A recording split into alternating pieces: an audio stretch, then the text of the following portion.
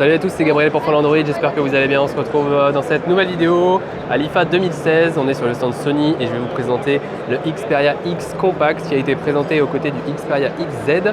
On pourrait croire que c'est le successeur direct du Z5 Compact. Malheureusement, vous allez le voir au niveau des specs, c'est pas exactement la même chose. Alors avant de parler de ça, je vais commencer par le design. On est sur un téléphone qui en effet est compact avec un écran de 4,6 pouces avec une définition qui est seulement HD. Donc c'était également le cas du modèle précédent et on aurait aimé sur ce modèle qu'on passe un écran Full HD. Malheureusement ce ne sera pas le cas. Et du reste du design, on n'est pas sur du métal mais sur du polycarbonate, c'est-à-dire une sorte de plastique, on va dire, de bonne qualité. Là j'ai une version qui est assez claire et qui marque un peu les traces de doigts, mais bon ça reste quand même correct.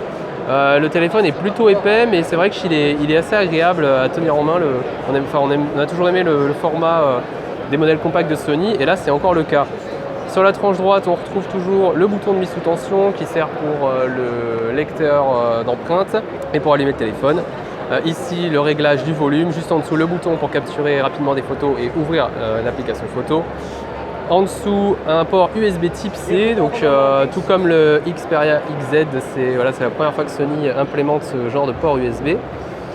Sur la tranche gauche, la trappe pour la nano SIM et la micro SD.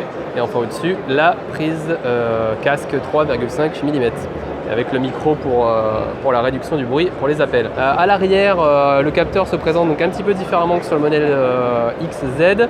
C'est-à-dire sur le XZ, on n'a pas les capteurs à droite, mais on a les capteurs en dessous. Mais c'est exactement le même capteur. Donc par contre, si toutes les autres specs ne suivent pas, en revanche, on a bien le nouveau capteur 23 mégapixels de chez Sony.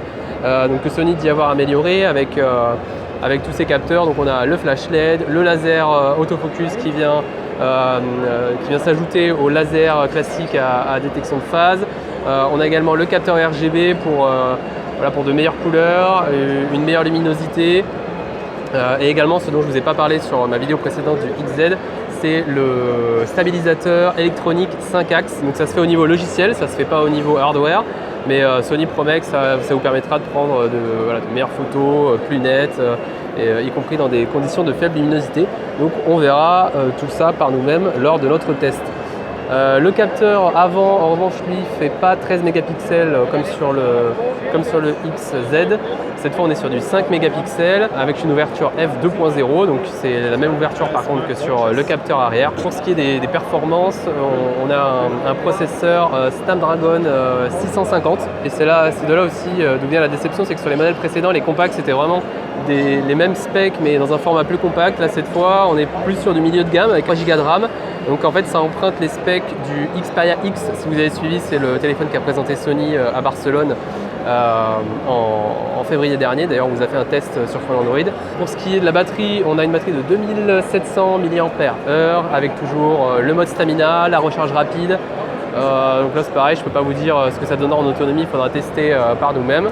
Mais avec une batterie comme ça et un écran compact de seulement 720p, ça devrait quand même le faire. Et pour ce qui est de l'interface, eh bien, on est toujours sur l'interface Sony qu'on connaît, donc les applications de chez Sony, musique, album, vidéo, le LifeLog, l'application PlayStation avec la possibilité de faire du Remote Play, les news de chez Sony, les différents hubs.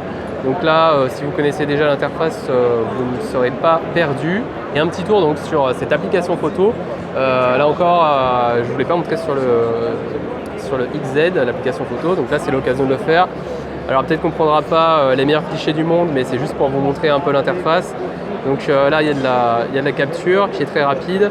La mise au point permet également de reconnaître les sujets. Donc là, vous voyez, en faisant le focus, il a détecté qu'il y avait un objet carré. Donc il suit la mise au point. Vous voyez, quand je bouge le capteur comme ça suit pour permettre de capturer un cliché net même quand le sujet est en mouvement.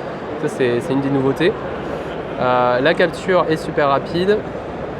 Il y a évidemment le mode vidéo et le mode manuel juste là. Donc le mode manuel, comme on peut s'y attendre, il offre des réglages un peu plus poussés au niveau de la luminosité, le réglage de la balance des blancs, donc soit de manière automatique, soit avec des paramètres prédéfinis. Les modes de scène également, soft skin, le mode motion blur, le mode paysage, la correction HDR, donc le mode HDR, Donc voilà, enfin tout ce qu'on est habitué à trouver sur un mode manuel. Donc Sony place vraiment ces deux produits, ces deux nouveaux produits qu'ils ont présentés pendant l'IFA comme des photophones. Et donc ça sera également le cas sur le X Compact, même si on regrette qu'il soit un peu moins haut de gamme. Voilà ce que je pouvais vous dire avant un prochain test plus complet. Merci à tous d'avoir regardé cette vidéo, j'espère qu'elle vous a plu. Si c'est le cas, n'hésitez pas à la liker, à la partager, à la commenter également et à vous abonner à la chaîne YouTube de Fall Android, également aux notifications de la chaîne YouTube, comme ça vous ne raterez pas nos prochaines prises en main. Et on se retrouve très vite sur Fall Android. Merci à tous, salut!